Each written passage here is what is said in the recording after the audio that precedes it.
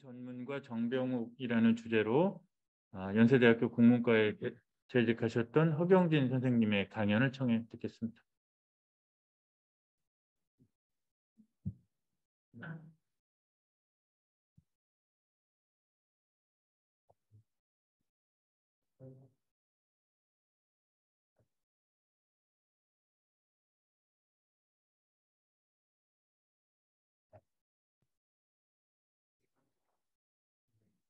김병우 선생이 평소에 자료를 아주 꼼꼼하게 정리를 잘 해놓으셨습니다. 그래서 제가 오늘 강연은 선생님이 쓰셨던 걸 중심으로, 그리고 방금 연희전문학교 마지막 시기에 설명하셨는데 배경 선생 졸업 때는 졸업 앨범이 나오지 못했습니다.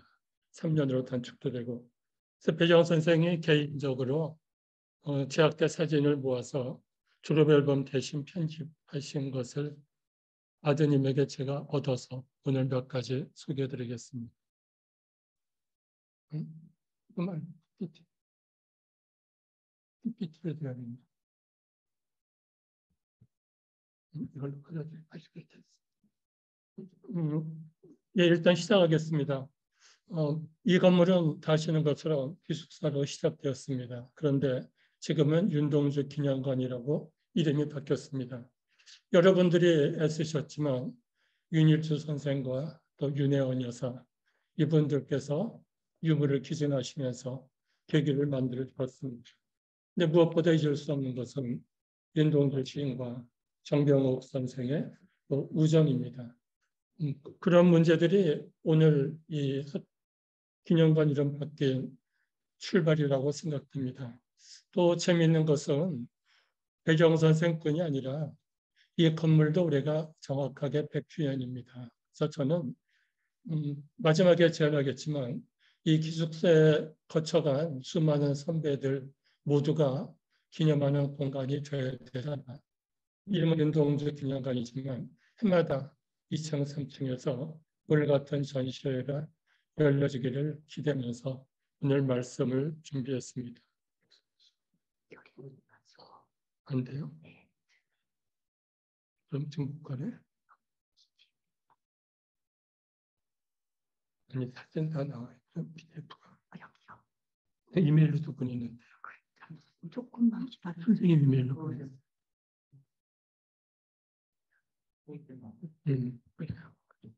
네. 네, 조금만 더 자료 없이 이야기하라고 합니다. 제가 오늘 말씀드릴 부분은 그 배경 선생을 비롯한 그 시기의 동문들입니다. 대표적으로 윤동주 시인 말고도 같은 강의실에 있었던 김삼불, 그리고 강한영 선생, 그 다음에 장덕순 선생. 저는 장덕순 선생님에게만 배웠습니다. 제가 박사과정 때 출강하셨는데 그때 첫 시간에 아까 우리가 사진에서 보았던 문과의 그 도서실, 지금 공간의 4층입니다. 거기가 도서실이고 학생 연구실이었죠. 이제 거기서 마침 대학원 수업을 하게 됐어요. 아주 큰 방입니다. 선생님이 그날 죄송한 말이지만 술을 좀 하시고 대낮에 취해가지고 오셨어요. 그래서 강의를 10분쯤 하시더니 나는 연세대학교 들어올 때마다 눈물이 나와서 들어오고 싶지 않다. 그러니까 다음 시간부터는 우리 집에서 하자 그랬어요. 이거 뭐 핑계입니다. 아주 가까운 동문 옆에 있었는데 오늘 소개하는 유동식 교수님 옆집입니다. 그래서 거기서 한 학기 동안 수업을 들었습니다. 상당히 재미있는 게 우리 오늘 첫 이야기가 윤동주 시인이 장덕순 광명중학교 2년 후배에게 첫 번 여름방학에 고향에 가서 연희전문 오라고 충고하는 이야기부터 시작이 됩니다. 예, 준비된 것 같은데. 예. 안 넘어가는데? 이걸로 하는 거예요? 안 넘어가죠? 이걸로? 네, 마우스. 예. 이쪽으로.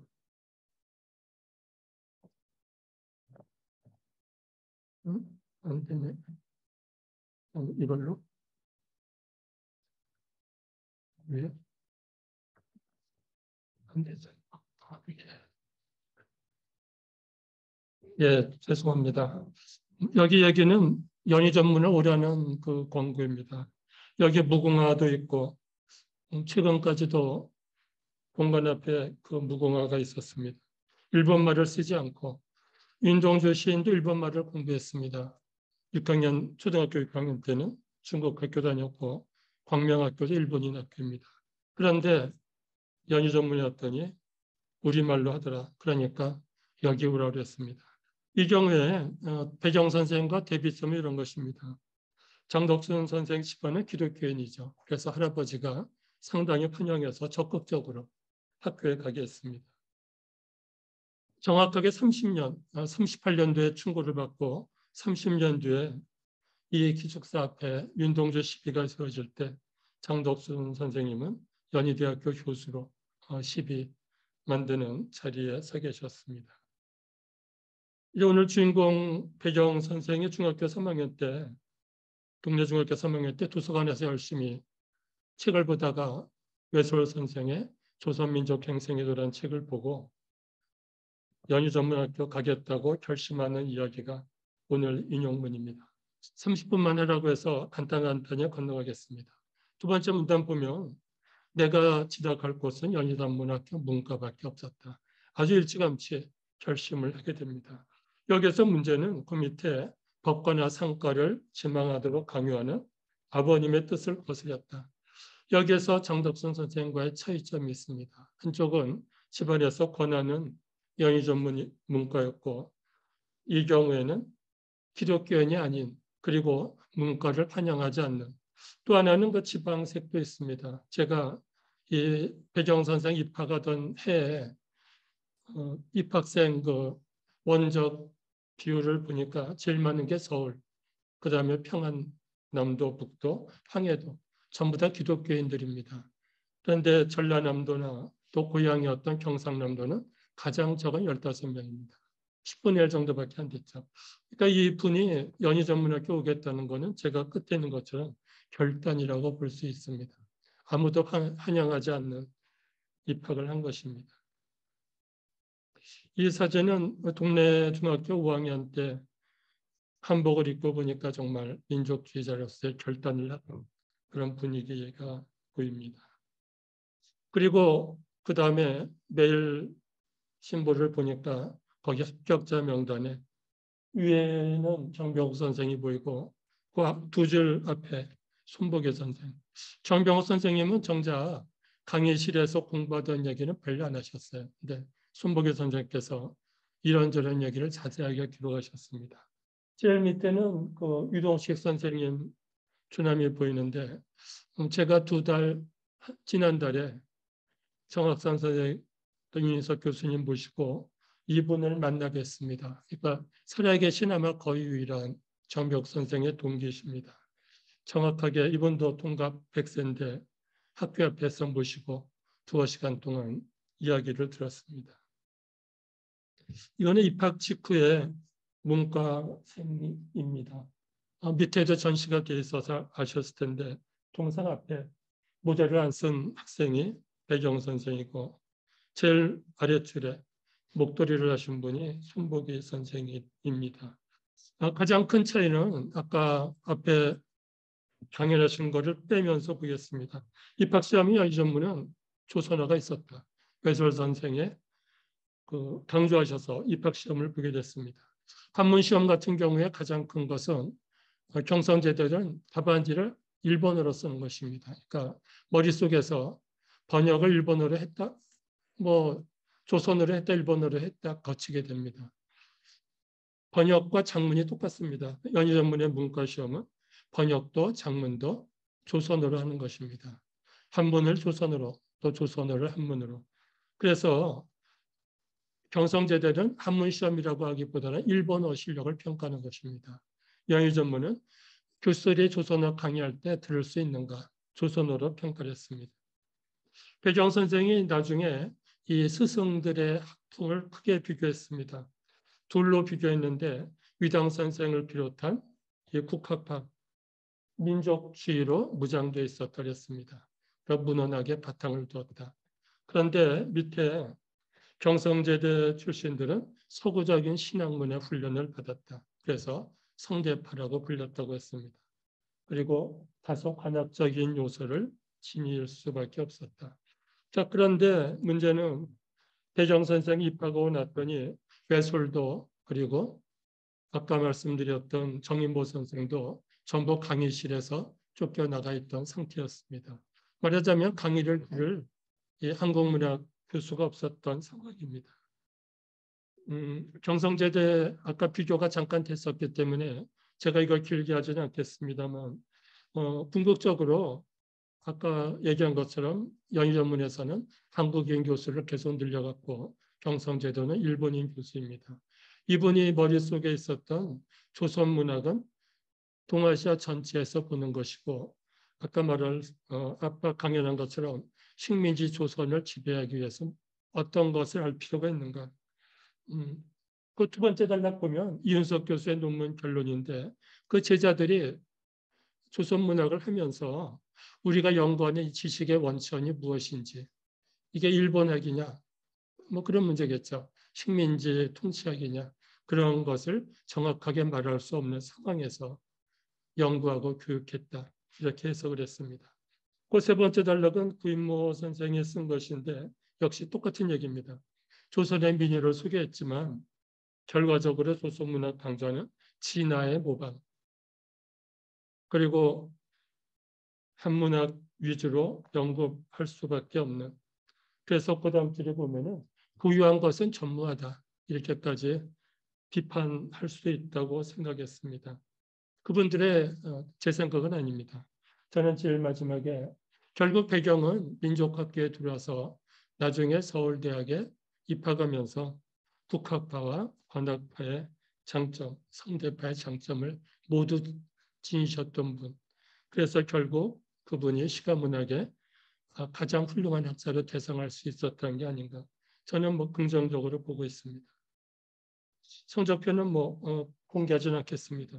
이 배경 선생이 들어와서 그 수업 시간 보면 조선 문학이 상당히 많았습니다. 근데 42년도 가면은 이수학 쌤이 줄었고 일본 문학의 필수가 되면서 비중이 바뀐 것입니다. 그래서 제가 일부러 소개하지는 않지만 가장 큰 특징은 아까 강연하신 것처럼 영어가 상당히 많았습니다. 제가 시간표를 보니까 절반 이상이 영어였어요. 그러니까 매 학기 필수로 5과목을 들었습니다.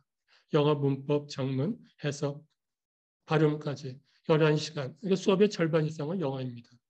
그래서 윤동주 시인들 결국은 일본에 갈 때 영문과로 입학 시험을 보게 된 것입니다. 이거는 상당히 재미있는데 나중에 잠깐 얘기 나오지만 서울대 졸업하신 다음에 교수가 되어서 가르칠 때 영어 원서 강독을 하셨죠.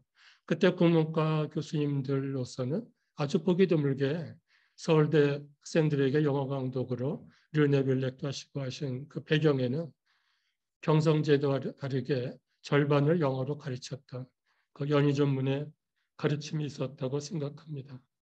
입학할 때 이제 고등학생 옷이 양복으로 바뀌었습니다. 손복희 선생의 기록을 보면 주로 영어 강의를 많이 설명하셨어요. 음성학 그리고 문학개론, 영어, 원항경 선생 부인의 강의까지. 그런데 이양하 선생과 하경덕 선생의 강의가 가장 훌륭했다. 여기서 영문학과 영문법, 영장문 강의를 배우셨고 나중에도 이런 차원에서 비교문학적으로 국문학에 접근하셨습니다. 그래서 그때 제가 나중에는 책으로 배웠지만 그때 교수님 가운데는 거의 유일하게 서구 방법론을 적용하신 분이라고 생각됩니다. 이분이 이인영 선생을 스승으로 모신 배경에는 전공은 아니었지만 몇 가지가 있습니다. 첫 번째는 우리 지금 문학 교수가 없으니까 조인재에게 가서 배워라 하고 권하셨어요.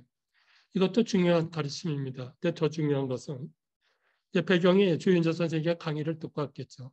여러 번 배워서 이인영 선생이 물어봤어요. 물어보니까 거기서 이렇게 말씀하셨죠.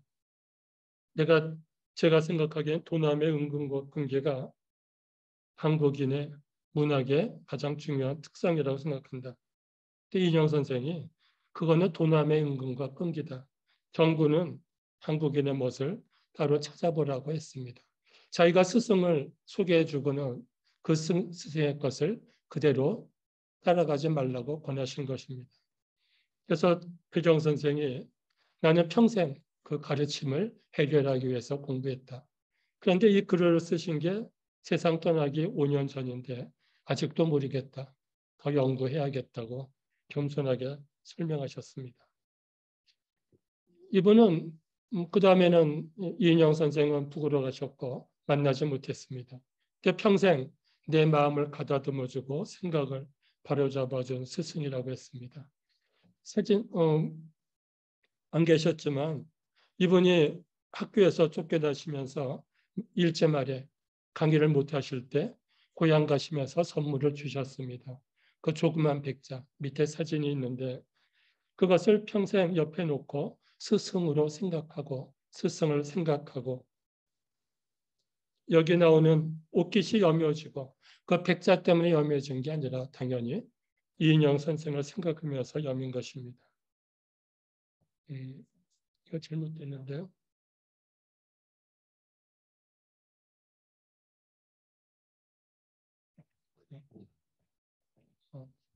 예, 밑에 전시실에는 그 아랫부분만 사진이 있는데 이것이 원래 모습입니다. 정학선 선생님께서 고이 잘 간직하셨습니다.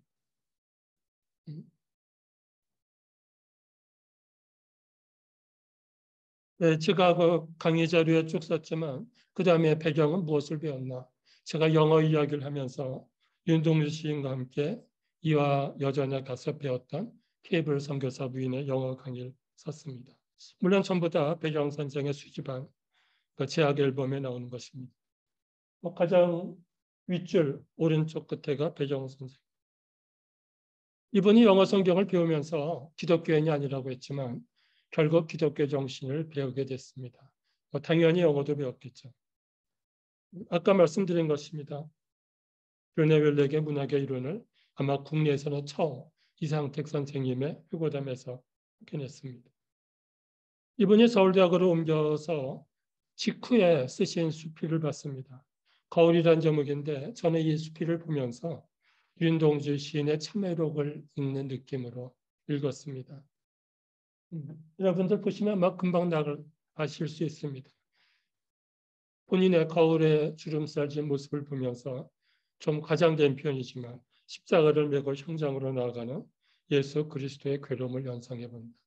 이렇게 쓰실 수 있었던 것이 결국은 4년 동안 아까 기독교 정신을 강요하지 않았다고 했지만 채플과 성경 공부를 통해서 기독교 정신을 체득하신 게 아닌가 생각합니다. 아마 밑에도 사진이 있었던 것 같은데 연희전문에서 기타를 치시던 음악을 좋아하시던 결국은 풍류를 즐기던 그 한때 모습입니다. 이거 다 유명한 얘기라 건너가겠습니다. 3층에 윤동주 시인이 와서 이거는 상당히 많은 학자들이 이때 백영 선생이 조선일보에 발표한 글을 못 찾았어요. 그래가지고 이상하다. 4월이다 아니다. 5월이다 뭐 논란이 많았는데 손복희 선생도 이 얘기는 분명하게 했습니다. 수업 시간에 이인영 선생이 윤동주가 누구냐 이제 신문에 글을 보고 찾으신 것입니다. 중학교 때 벌써 배경은 윤동주의 글을 봤는데 방에 찾아와서 너무나 뜻밖이고 영광이었다. 이제부터 시작이 되는 것이죠. 수많은 동문들이 선후배들이 배경에 영향을 끼쳤지만 가장 큰 분은 당연히 윤종주 시인입니다.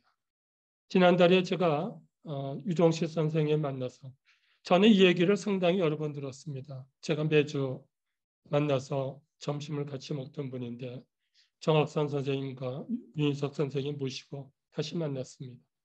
그때 이거 상당히 재미있는 것인데 윤동주 시인이 입학했을 때 3층에 있었습니다. 2년 뒤에는 정병욱 선생이 올라갔고 그 다음에 정병욱 선생이 시내 하숙을 나가면서 유종식 선생이 또 같은 방으로 올라갔어요. 저 3층은 그때 4명이 살았다고 들었습니다. 요거는 그 정명욱 선생 1학년 때 이야기죠. 올라가서 유동식 선생님은 2층에서 윤동주 시인과 건너편에 대각선으로 방에 계셨어요. 그 방이 나중에 유동식 선생님이 교수가 되어서 바로 학생 때 기숙사에 있었던 방에 신학과 교수가 돼서 몇 년 있었다고 상당히 몇십 년 만에 돌아온 기숙사 방을 뜻깊게 말씀하셨는데, 여기 그 마룻방에 엎드려서 정병욱 선생과 바이런의 시집을 같이 읽었다고 그랬습니다. 그런데 마지막 줄에 있는 것처럼 이듬해 두 분은 하숙을 하고 유동식 선생님이 3층으로 올라갔습니다. 제가 그래서 그 3층에 그림을 그려달라고 그랬습니다. 이분도 올해 100세인데 노인께서 그려주셨습니다. 저건 층이고요. 이쪽과 이쪽에 두 개씩 있죠. 층 옆에는 네모난 거는 책상입니다. 4명의 개인 책상. 길쭉한 거는 침대가 가운데 쪽으로 놓여 있었습니다. 저쪽은 2층에서 올라오는 그 계단입니다. 그리고 앞쪽에 이 체크하는 것이 유종식 선생님이 머무셨던 그 자리입니다. 이 선생님은 원래 숨을 꺼려 들어왔습니다. 기독교인이긴 했지만 성경을 한 번도 안 읽어봤던 기독교인인데, 옆에 김청일이라는 선배가 날마다 성경을 같이 읽자고 하는 바람에 1년 읽고 나서 선배는 아오야마 신학교로 가고 유종식 선생님도 역시 일본으로 유학을 갔습니다. 거기 위에 1922년 11월 22일은 유종식 선생님의 생신입니다. 그래서 저는 이 건물에서 거쳐간 모든 선배들의 100주년은 계속 해야 되지 않을까 학교에 건의를 하고 싶습니다. 밑에 거는 유종식 선생님의 서명입니다. 4월 9일날 내가 그렸다 하고 사인을 해주셨습니다.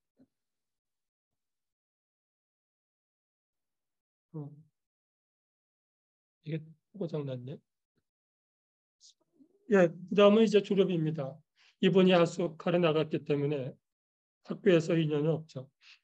배경이 개인적으로 편집한 졸업 앨범 속에 윤동일 시인의 졸업을 앞두고 찍은 것입니다. 이때 여러 가지 일이 생깁니다. 첫 번째는 육필 유고를 정병욱 선생에게 전달했습니다. 되게 옛날에 우리 문학 습관에서 시를 받으면은 화답시를 하게 됐습니다. 그러니까 시라는 거는 주고받고 차원시라는 것이죠. 그래서 정병욱 선생이 시를 지어서 윤동주 시인에게 졸업 선물로 전달했습니다. 처음에 유물이 기증됐을 때 제가 도서관 5층 가서 찾아보고 찍었던 사진입니다. 두 권의 현대시라는 건 해마다 나오는데, 이건 아마 가을 추계판이고 춘계판과 두 권을 사서 졸업 선물로 드렸어요. 둘 다 시조인데 저 네 마음에서 동백꽃 피면 지고, 동백꽃 피는 곳은 당연히 배경 선생의 고향이고, 나를 생각해달라는 꽃이야 잊을 소냐 하고, 아까 윤종주 씨는 동주정 했는데 이분은 경옥 드림 해가지고 드렸습니다. 그렇지만 이때 드리고 잊지 말라고 했지만 다시는 만나지 못했죠. 졸업 증서를 받고 이제 고향으로 돌아왔습니다. 이게 계속 엇갈리죠. 여기서 고향으로 갔던 얘기는 뭐 유명한 얘기라 건너가겠습니다. 고향에 감추어졌던 그 유고. 제가 지난번에 윤인석 교수님께 말씀드렸지만, 나중에 윤일수 선생과 결혼한 정덕희 여사께서는 이거는 건너가겠습니다. 그분께서는 일본인 학교 다녔기 때문에 윤동주 선생의 그 시를 제대로 읽지 못하셨다고 들었습니다. 무엇인지 모르지만 상당히 위험한 것. 어떤 면에서는 배경 선생은 학교로 나가서 잊고 있었지만 그 어머니와 류의 동생이 어떤 면에서는 목숨을 걸고 보관해 주신 게 아닌가 하고도 고맙게 생각합니다. 이것도 역시 배경 선생이 편집한 개인 앨범 속에 들어있던 사진이고, 깃발의 앨범만 두고 흑벽으로 나가셨는데, 아까 유동식 선생님도 같은 배를 타고 가셨고 45년 광복도에도 우연히 같은 배를 타고 오셨는데 서로 몰랐다고 합니다. 그렇게 학병은 상당히 목숨을 걸고 모든 것을 잊게 하는 기간이었다고 생각됩니다. 예, 그 강의실에서 만났던 선후배들입니다. 시간이 없으니까 건너가겠습니다. 허 선생은 외솔 선생의 강의를 못하니까 1년 만에 자퇴하셨습니다. 그 다음에 김삼불 선생, 윤동주 시인의 동기였고, 그리고 해방공간에서 수많은 책을 편집하고 주석했던 초대 학자입니다. 그리고 시집을 간행하는 데 가장 앞섰던 분들이죠. 강한영 선생은 나이는 상당히 많습니다. 학교에 상당히 늦게 들어왔는데 이분도 나중에 배경 선생의 판소리 학교 결성했을 때 부회장으로 도와주면서 판소리 연구와 보급을 하셨습니다. 한 분은 김일성대학 계셨고 한 분은 서울대, 한 분은 중앙대 계시면서 여러 곳에서 전문학교 때 배웠던 것을 이제 제자들에게 가르친 분들입니다. 그 선배, 동래중학교 때부터 선배가 외솔상 수상식 때 축하로 오셨죠. 김상불 선생과 서울대학 학생 때 찍은 사진인데 그 후일은 여담인데요. 제가 전에 평양 가서 하면서 그때 우리 연희 전문 선배 바로 이 공간에 있었던 김상훈이라는 선배 전집을 내려고 여러 가지로 이제 접촉을 했었습니다. 그때 김상훈 시인의 그 부인이 있었는데 그쪽에 연락이 와서 그때 같이 올라간 많은 선배들이 있었죠. 그래서 김삼불 선생은 어떻게 됐느냐고 물었습니다. 근데 두 분이 같은 시기에 숙청당하고 시골로 유배를 갔는데 김상훈 선생은 우연히 시찰 나왔던 김일성의 눈에 띄어서 다시 평양으로 올라왔고 나중에 혁명열사능에 묻혔습니다. 그런데 김삼불 선생은 뒤를 알 수 없다. 그러니까 그 친구들끼리도 더 이상 연락 못할 상황이 된 것입니다. 이건 연희대학교 교수 때 3인방이라고 불렸던 장덕순 선생과 이군철 선생입니다. 여기 계시는 동안 여기 판소리 김소희 선생이나 박근모 선생 모신 것처럼 상당히 본인의 학문을 보급하기 위해서 훌륭한 분들을 많이 모셔서 행사를 했습니다. 역시 연희전문 때 그 선배들이 학과에 있었기 때문에 제가 배웠던 박영준 선생인데 상당히 즐거운 4, 5년 시절이 아니었나 생각합니다. 제가 이분이 학교에 계시면서 학생들에게 무슨 글을 썼나 전부 뽑아서 읽어봤습니다. 연희 춘추에 실렸던 글이 5년 동안 10대 편이 있었는데 마지막 글은 학교가 합병하면서 세브란스 합병하면서 이름도 바뀌고 연세 춘추로 바뀌었습니다. 배경 선생은 그때 마지막 학기에는 서울대학과 연세대학 두 군데 전임 교수를 같이 했습니다. 그때 여러분들이 두 군데 하셨는데 이분은 한 학기. 그러니까 서울대학은 발령을 고려받고 연세대학교는 2월까지 전임으로 계셨던 기록이 있습니다. 이분은 날마다 학교에 사셨습니다. 사택에 있었기 때문에 성성대 건너편 사택에 계셨고 그리고 날마다 거꾸로 가네.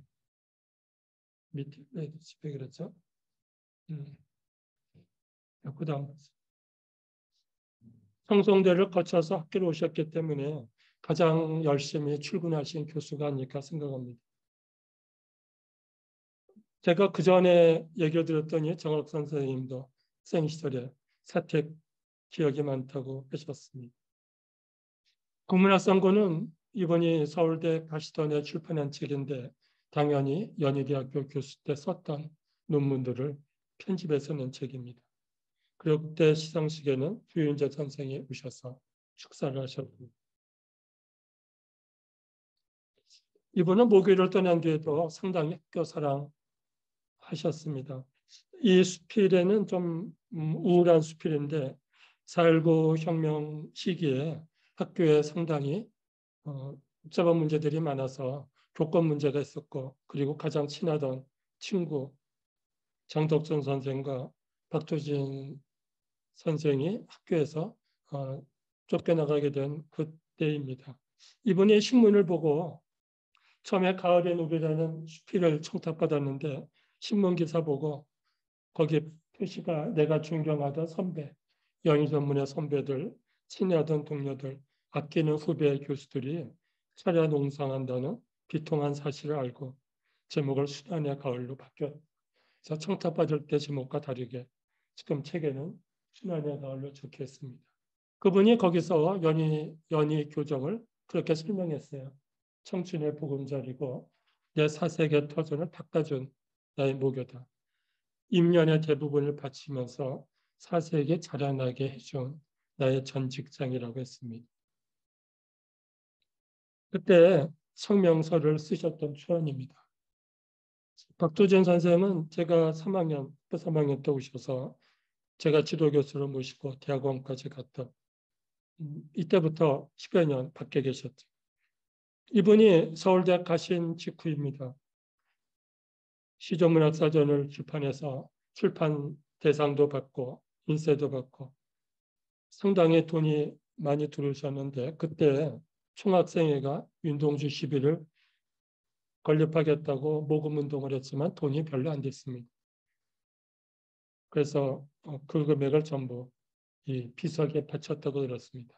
제가 궁금해서 그때 얼마나 기부를 했냐 했더니 사모님도 모른다고 할 정도로 큰 금액을 내신 것 같습니다. 시간이 짧아서 마무리하겠습니다. 오늘 마무리인데 제가 처음에 드렸던 말씀입니다. 윤동진이 1학년 때 머물렀던 3층 그리고 배정 선생이 2년 뒤 신입생 때 또 머물렀고 이듬해에는 위동식 교수가 머물렀다. 그뿐이겠습니까? 수많은 선배 교수들이 머물렀던 곳인데 해마다 여기서 그런 기념회를 하면 좋지 않을까 생각합니다.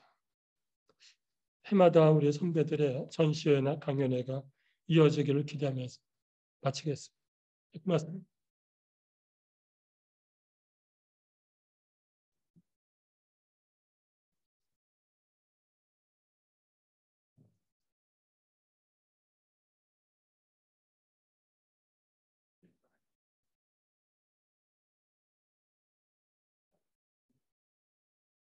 예, 감사합니다.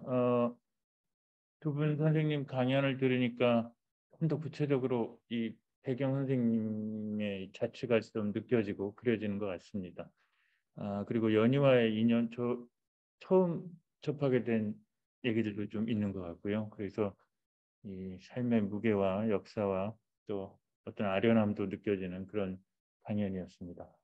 끝에 해주신 말씀, 저희가 올해 핀스놀 100주년 기념 전시도 계획을 하고 있습니다. 그런데 그것이 단지 물질로서의 건물을 기념하는 것뿐만이 아니라 말씀해 주신 그런 의의를 최대한 살릴 수 있도록 그렇게 저희도 고민을 좀 해보겠습니다.